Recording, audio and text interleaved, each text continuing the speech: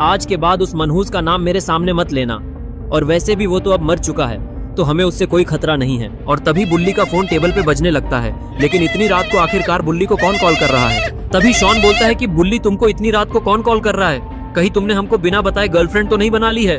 और तभी तुम उसको इम्प्रेस करने के लिए एक्सरसाइज भी कर रहे हो। और फिर बुल्ली कॉल उठाता है और बोलता है। तभी उधर से आवाज आती है और ये सुनकर बुल्ली बहुत घबरा जाता है। और तभी वहाँ पे अंधेरा हो जाता है और एकदम से अंधेरा होता हुआ देखकर गुल्ली, बुल्ली और शॉन बहुत डर जाते हैं और इधर उधर देखने लगते हैं। और जैसे ही वहाँ पे अंधेरा होता है तभी वहाँ पे एक तेज बिजली आके गिरती है। लेकिन आखिरकार ये बिजली यहाँ पे कैसे गिर रही है? और तभी उस बिजली के गिरने से वहाँ पे बड़ा सा धमाका होता है और वहाँ की जमीन फट जाती है।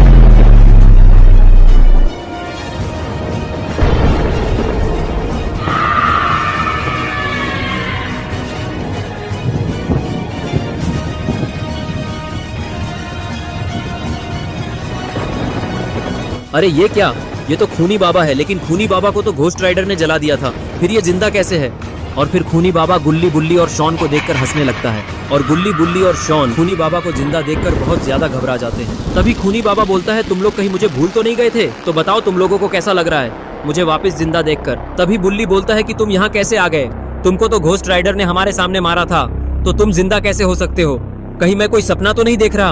और अगर तुम जिंदा भी थे तो तुमने वापस हम लोगों पे हमला करने की कोशिश क्यों नहीं की, जब हम लोग तुम्हारे साथियों को सबक सिखा रहे थे? और तुम अब 6 महीने बाद यहाँ कैसे आ गए? मुझे तो कुछ समझ नहीं आ रहा, ये कैसे हो सकता है? तभी खूनी बाबा बोलता है कि तुम लोगों ने क्या समझा था कि खूनी बाबा इतनी आसानी से मर जाएगा? लगता है तुम्हें मेरी शक्तियों का एहसास नहीं है। तभी तुम लोगों ने मुझे मरा हुआ समझने की गलती की, क्योंकि खूनी बाबा को मारना मुश्किल ही नहीं, नामुमकिन है। भले ही खूनी बाबा के सामने कोई भी आ जाए, खूनी बाबा किसी से नहीं डरता। और तुम्हारा वो 2 कौड़ी का बाबा, उसको तो मैं इस बार ऐसा सबक सिखाऊंगा कि वो जिंदगी भर याद रखेगा और खूनी बाबा से वापस पंगा लेने की कोशिश नहीं करेगा। और फिर मैं इस दुनिया पे राज करूंगा और सब लोग खूनी बाबा के नाम से ही डरेंगे। ये सुनकर गुल्ली खूनी बाबा से बोलता है कि पहले मुझे तुम ये बताओ कि अगर तुम मरे नहीं थे तो तुम इतने वक्त से कहाँ थे, और तुम्हें लौटने में इतना वक्त क्यों लगा? अगर तुम्हें हमसे बदला ही लेना था तो तुम उसी वक्त हमसे बदला ले सकते थे, जब घोस्ट राइडर आया था हमारी मदद करने। फिर खूनी बाबा इनको बताता है कि जब घोस्ट राइडर ने खूनी बाबा पर अटैक किया था और वो जलने लगा था, तभी खूनी बाबा ने बाबा की जादुई छड़ी से खुद को ग्रैनी के घर के पीछे टेलीपोर्ट कर लिया था। और सबको लगा कि घोस्ट राइडर के अटैक से खूनी बाबा जल के मर गया। लेकिन खूनी बाबा घायल अवस्था में ग्रैनी के घर के पीछे से सब कुछ देख रहा था। और जब घोस्ट राइडर ने बाबा को वापस जिंदा किया तब बाबा और शक्तिशाली हो गए थे और खूनी बाबा उस वक्त घायल था। इसीलिए खूनी बाबा ने गुल्ली, बुल्ली और शॉन पर उस वक्त हमला नहीं किया था। लेकिन वो सब कुछ ग्रैनी के घर के पीछे से चुप के देख रहा था। और ये सब देखकर खूनी बाबा को बहुत गुस्सा आया था कि उनके साथियों के साथ गुल्ली, बुल्ली इतना बुरा कर रहे हैं। लेकिन खूनी बाबा उस वक्त कुछ कर नहीं सकता था। इसलिए खूनी बाबा वहाँ पे एक पोर्टल खोलता है और वो उस पोर्टल में चला जाता है। लेकिन ये पोर्टल आखिर कहाँ खुलेगा? अरे ये क्या? खूनी बाबा तो फिर से काली पहाड़ी पे आ गया है। और फिर खूनी बाबा अपनी शक्तियों को बढ़ाने के लिए वहाँ पे तपस्या करने लगता है। लगता है खूनी बाबा को और शक्तियों की जरूरत पड़ेगी बाबा को हराने के लिए। और इसी तरह खूनी बाबा को तपस्या करते करते 4 महीने बीत जाते हैं। और उसकी इतनी गहरी तपस्या को देखकर नर्क की रानी खुश हो जाती है।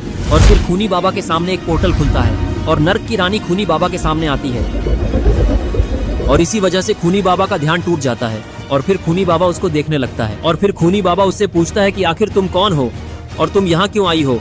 कहीं तुम मेरी तपस्या खराब करने के लिए तो यहाँ पे नहीं आई हो ना? अगर ऐसा है तो तुम इसी वक्त यहाँ से चली जाओ, वरना अगर मुझे गुस्सा आ गया तो तुम जो कोई भी हो, तुम मेरे हाथों से जिंदा नहीं बचोगी। इसीलिए मैं तुम्हें एक आखिरी मौका दे रहा हूँ, क्योंकि मेरे पास ज्यादा वक्त नहीं है। मुझे अपनी तपस्या फिर से स्टार्ट करनी है ताकि मैं अपनी शक्तियों को 10 गुना बढ़ा सकूं। और फिर मैं सबसे पहले वो बाबा लंगोटी लाल को हरा के इस दुनिया पे राज करूंगा। तभी वो नर्क की रानी खूनी बाबा से बोलती है कि मैं नर्क की रानी हूँ और मैं तुम्हारी तपस्या खराब करने नहीं आई हूँ, बल्कि मैं तो यहाँ पे तुम्हारी इतनी गहरी तपस्या से खुश होकर यहाँ पे तुमसे बात करने आई हूँ।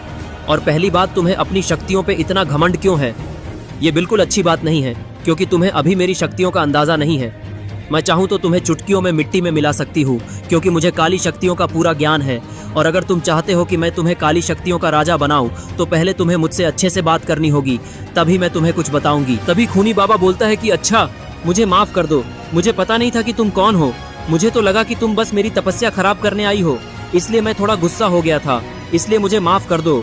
और तुम मुझे बताओ कि मैं वो काली शक्तियों को कैसे हासिल कर सकता हूँ, जिसकी मदद से मैं 10 क्या 100 गुना ज्यादा ताकतवर हो जाऊंगा। फिर तो मैं उस बाबा लंगोटी लाल को चुटकी बजा के हरा दूंगा।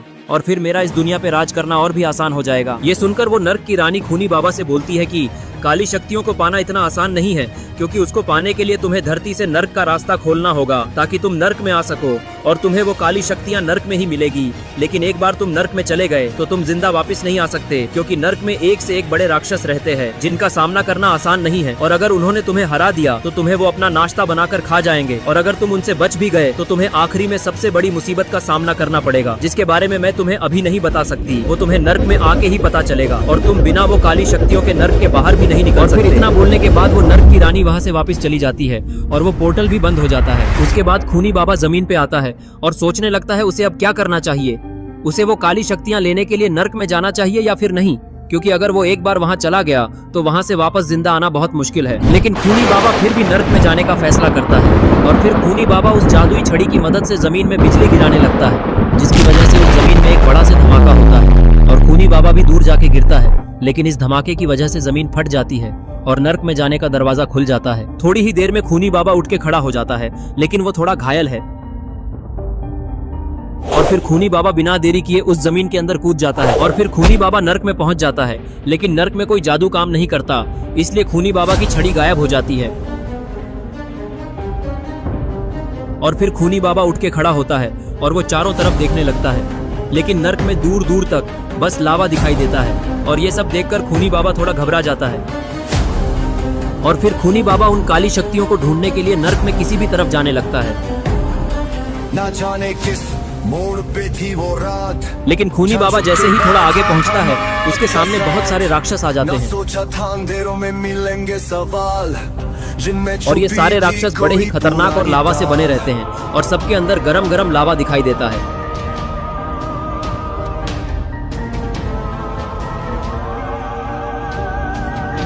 खूनी बाबा इन सबको देखकर बहुत ही ज्यादा डर जाता है और पीछे हटने लगता है,